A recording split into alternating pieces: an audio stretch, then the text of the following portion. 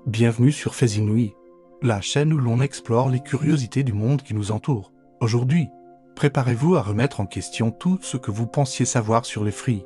La nature a ses propres règles et elles sont parfois vraiment surprenantes. Commençons par une affirmation qui peut sembler complètement folle, botaniquement parlant. Une banane et une baie, oui, vous avez bien entendu. Pour comprendre cela, il faut regarder la définition scientifique d'une baie. Une baie est un fruit charnu qui se développe à partir d'un seul ovaire d'une fleur et qui contient généralement plusieurs graines. Pensez à une tomate ou à un raisin. Ils correspondent parfaitement à cette description, peau fine, pulpe juteuse et plusieurs pépins à l'intérieur, le tout provenant d'un seul ovaire. La banane coche toutes ces cases. La fleur du bananier n'a qu'un seul ovaire. Et le fruit qui en résulte charnu.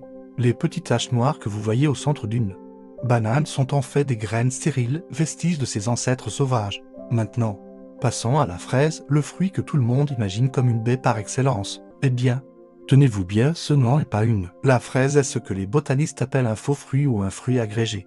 Elle ne se développe pas à partir d'un seul ovaire, mais de plusieurs petits ovaires situés sur un même réceptacle floral. La partie rouge et charnue que nous aimons tant manger est en réalité le réceptacle de la fleur qui a gonflé, et les petits points jaunes à sa surface, que l'on prend souvent pour des graines. Chacun de ces points est en fait un fruit à part entière, appelé akène, contenant une seule graine. La fraise est donc une collection de multiples petits fruits sur une base charnue. Alors, la prochaine fois que vous préparez une salade de fruits, vous pourrez partager ce fait étonnant.